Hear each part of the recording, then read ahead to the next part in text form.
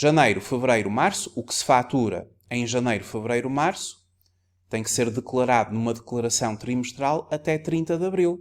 E assim sucessivamente, para os prazos da entrega da declaração trimestral dos 4 trimestres. Estas são as grandes obrigações dos trabalhadores independentes. Depois, o ponto número 6. Em que circunstâncias poderão os trabalhadores independentes usufruir de isenção das contribuições para a segurança social? As isenções, elas estão no artigo 157 do Código Contributivo. É aqui que é pela leitura deste artigo, pela análise deste artigo, pelo estudo deste artigo, que nós encontramos a isenção da obrigação de contribuir, ou seja, de não ter de pagar estas verbas à Segurança Social. Desde acumulação do trabalho independente com o trabalho dependente, mas em que as empresas são perfeitamente distintas e não pertencem ao mesmo grupo empresarial, passando pelo pensionista de invalidez ou de velhice, ou o titular de pensão resultante de verificação de risco profissional que sofra incapacidade para o trabalho igual ou superior a 70%, são situações que poderão dar a isenção da Segurança Social para aqueles que se inscrevem na categoria B, que dão um início de atividade na categoria B dos rendimentos empresariais e profissionais nas finanças.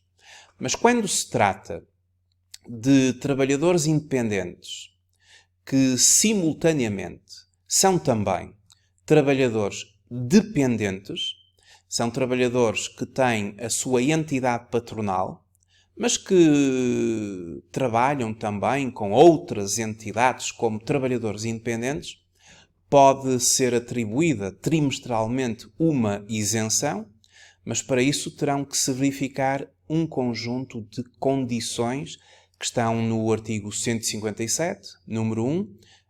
Estão aqui as condições, os requisitos cumulativos para que se possa usufruir de uma isenção.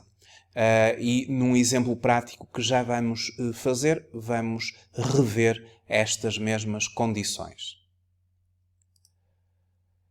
O número 7, quais são os trabalhadores independentes que estão excluídos deste regime? Excluídos significa que não estão submetidos a este regime. Isto está no artigo 139 do Código Contributivo. Eu destaco desde já, no artigo 139, os advogados e os solicitadores, porque justifica-se no artigo 139, o artigo das situações excluídas, que são excluídos do âmbito pessoal do regime dos trabalhadores independentes, os advogados e os solicitadores que, em função do exercício da sua atividade profissional, estejam integrados obrigatoriamente no âmbito pessoal da respectiva Caixa de Previdência. Portanto, o artigo 139 estabelece outras situações excluídas. Eu destacaria esta primeira do seu número 1, a linha A. Agora vamos então fazer um caso prático para efetivamente trabalharmos aqui a questão da isenção dos trabalhadores independentes. A Magda Silva trabalha na empresa XYZ Limitada como secretária de direção, oferindo o vencimento mensal de 1.300 euros. E, paralelamente, presta serviços de tradução. Portanto, é trabalhadora independente, prestadora de serviços de tradução, emite recibo verde, para além de estar a trabalhar numa empresa como trabalhadora dependente e com contrato de trabalho. Portanto, ela faz as duas coisas. Tendo emitido recibo verde a diversas empresas. Claro, e este recibo verde na qualidade de trabalhadora independente. E como trabalhadora independente faturou no último trimestre de 2001 1.000 euros em outubro, 1.200 euros em novembro e 1.100 euros em dezembro. Todos estes meses, para além de ser trabalhadora independente, ela recebeu sempre os 1.300 euros da empresa na qual ela trabalha com o seu horário de trabalho. E a Magda, a questão que se coloca é: a Magda Silva pode gozar de isenção de segurança social na qualidade de trabalhadora independente? Pronto, é aqui que nós vamos pegar naquelas condições que eu referi, mas não explorei, e que agora vou trabalhar na resolução desta situação.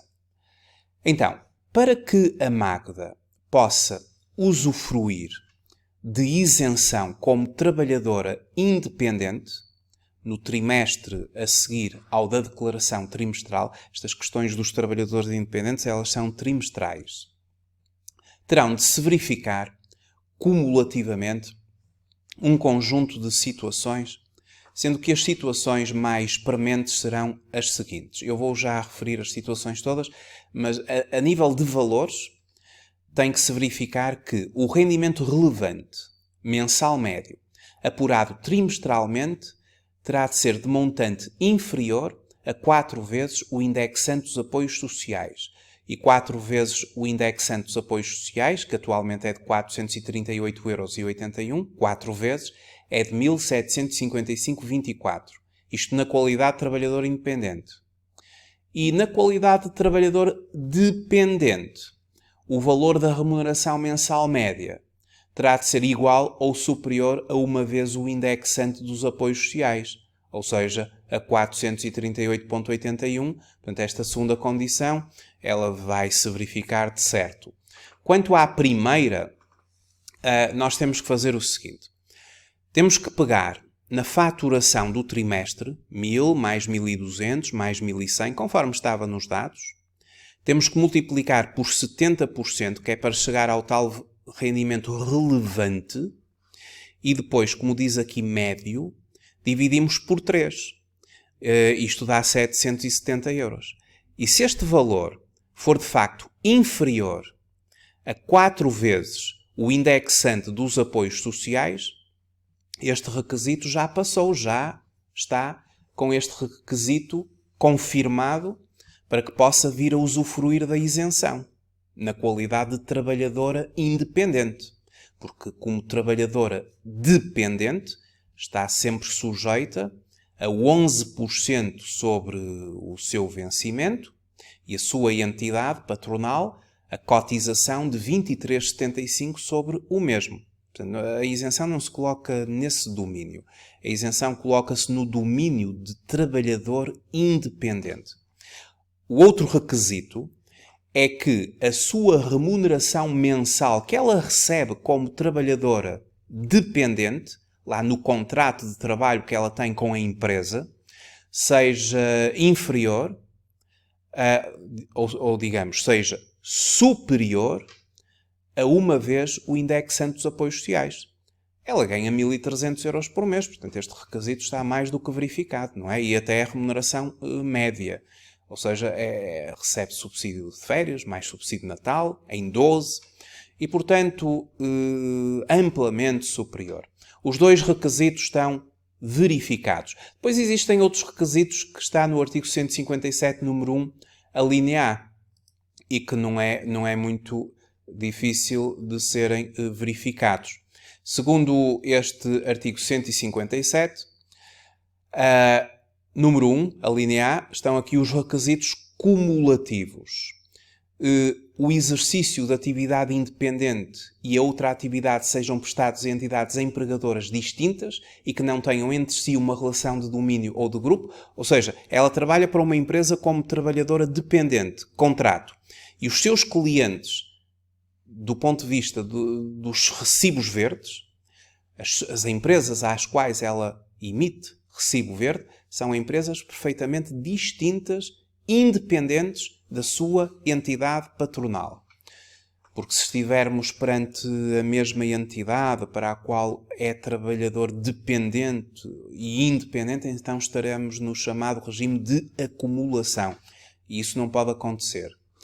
E depois, o outro requisito, para além destas questões dos valores que já ficaram vistos, é que o exercício da atividade por conta de outrem determine o enquadramento obrigatório noutro regime de proteção social que cubra a totalidade das eventualidades abrangidas pelo regime dos trabalhadores independentes.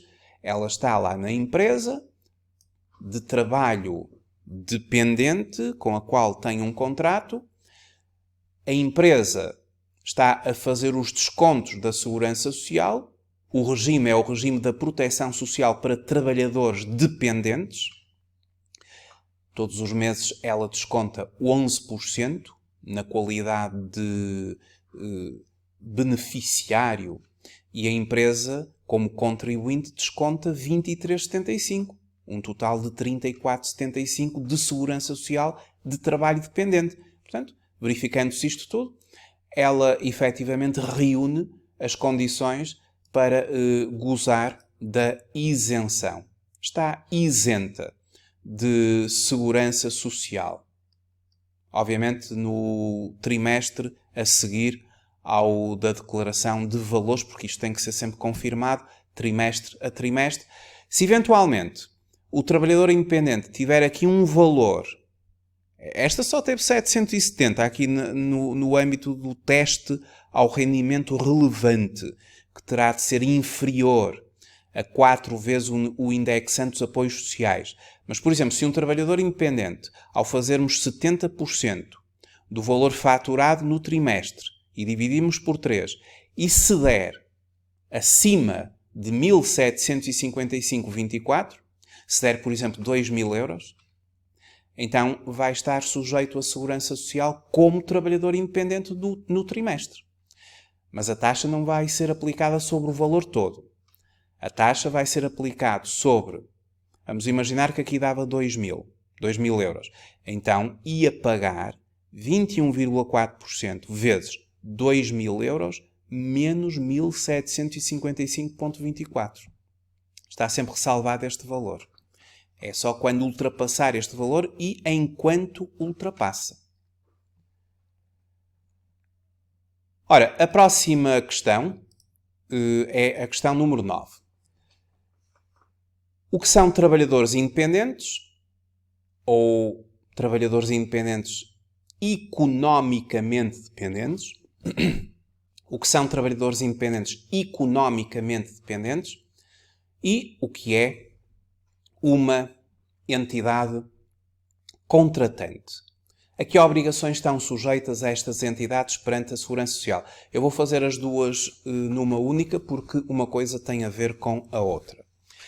Isto é uma matéria do artigo 140 do Código Contributivo, a questão das entidades contratantes. Isto é uma matéria que interessa muito às empresas. Às empresas que pagam rendimentos aos trabalhadores independentes. Quando um trabalhador independente está no regime, está abrangido pelo regime dos trabalhadores independentes da Segurança Social, está a pagar os valores mensais, ele pode ter uma entidade contratante quando o seu volume de faturação só para aquela entidade em causa é de valor superior a 50%. Essa é a sua entidade contratante.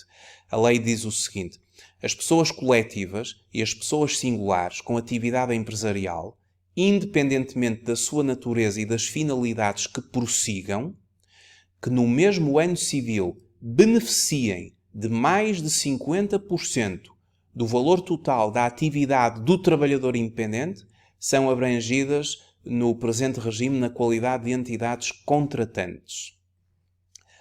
Portanto, isto significa que quando um trabalhador independente ele fatura muito só a uma entidade, com certeza que essa entidade, desde que a faturação a essa entidade ultrapasse mais de 50% do total da faturação desse trabalhador independente, ela vai ser constituída como entidade contratante. E a qualidade de entidade contratante é apurada apenas relativamente aos trabalhadores independentes, que se encontrem sujeitos ao cumprimento da obrigação de contribuir e tenham um rendimento anual obtido com prestação de serviços igual ou superior a 6 vezes o indexante dos apoios sociais. Esta é também uma condição muito importante para que seja constituída entidade contratante.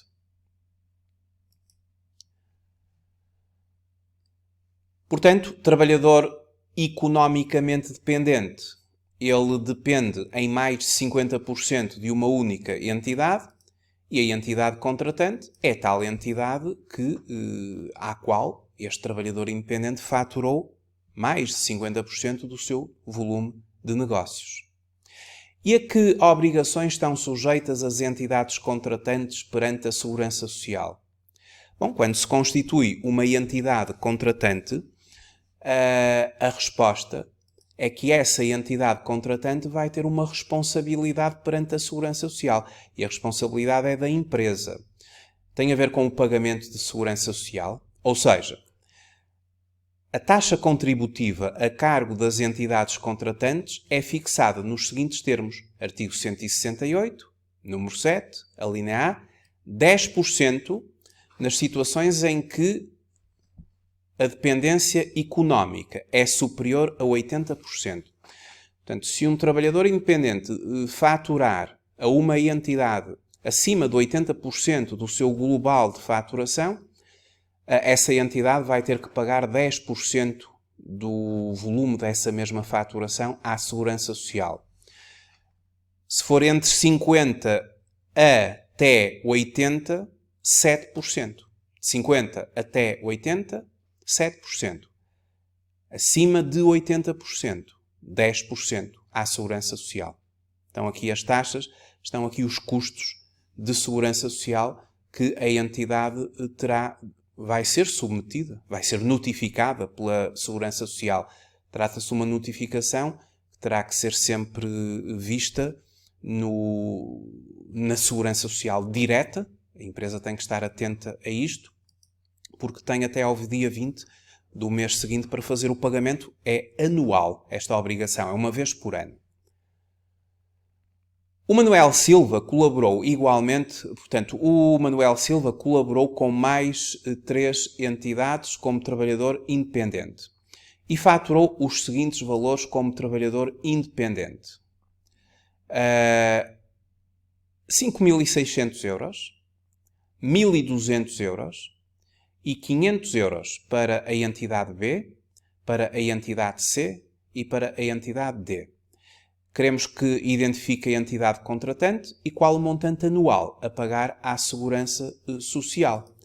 Portanto, temos aqui um trabalhador independente, 100% trabalhador independente, não tem trabalho dependente, e o seu total da faturação foi 5.600 a uma empresa, 1.200 a outra empresa e 500 euros a uma outra. Sempre a recibo verde.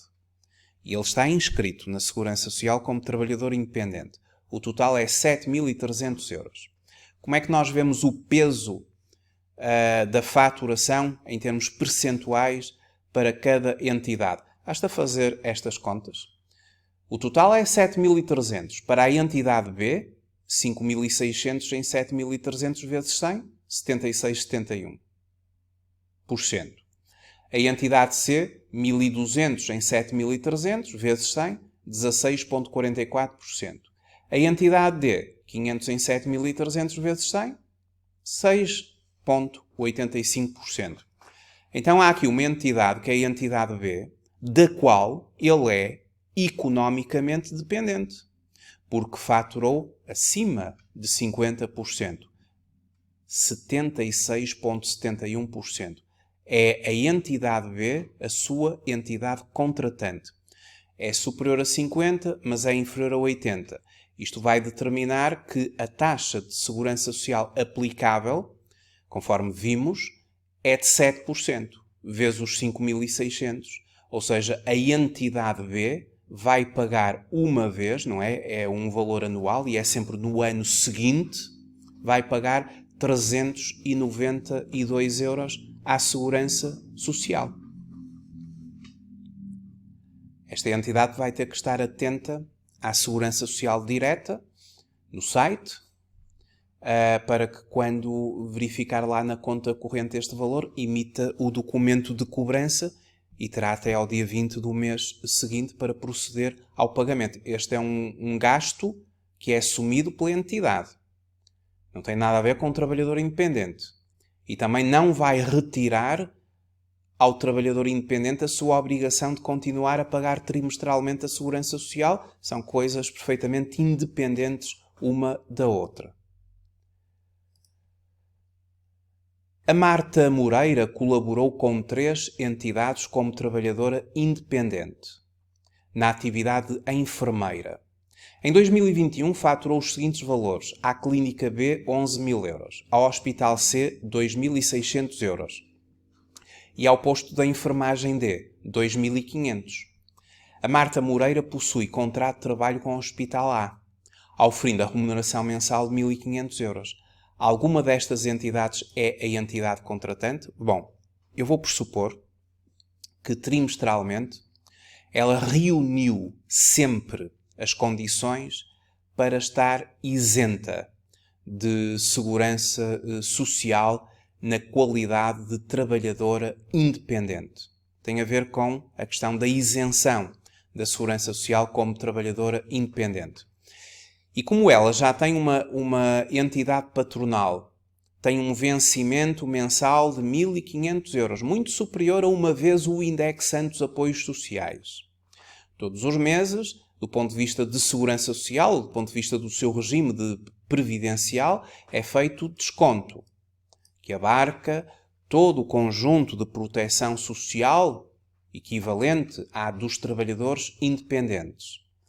Portanto, considerando que, do ponto de vista da categoria B, ela nunca ultrapassou o limite que verificamos anteriormente de 4 vezes 438.81, 1.755.24, foi sempre inferior a 4 vezes o IAS, o saldo, o rendimento relevante mensal médio apurado trimestralmente.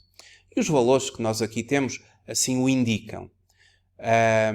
Apesar de que isto é sempre feito trimestralmente. Considerando que, com estes valores que aqui temos, ela foi estando sempre isenta de segurança social como trabalhadora independente, não há entidade contratante.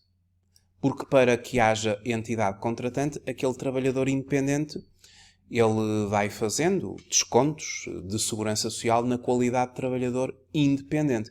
E, portanto, aqui não há entidade contratante porque está relacionado com aquilo que nos refere o artigo 140 do Código Contributivo. E para concluir, só para sublinhar, o artigo 140 é que a qualidade, 140, número 2, é que a qualidade de entidade contratante é apurada apenas relativamente aos trabalhadores independentes que se encontrem sujeitos ao cumprimento da obrigação de contribuir. E ela não esteve sujeita à obrigação ou ao cumprimento da obrigação de contribuir porque gozou de isenção como trabalhadora independente. Portanto, esta enfermeira não tem entidade contratante. Muito obrigado por ter visualizado este vídeo. Até ao próximo. Até breve.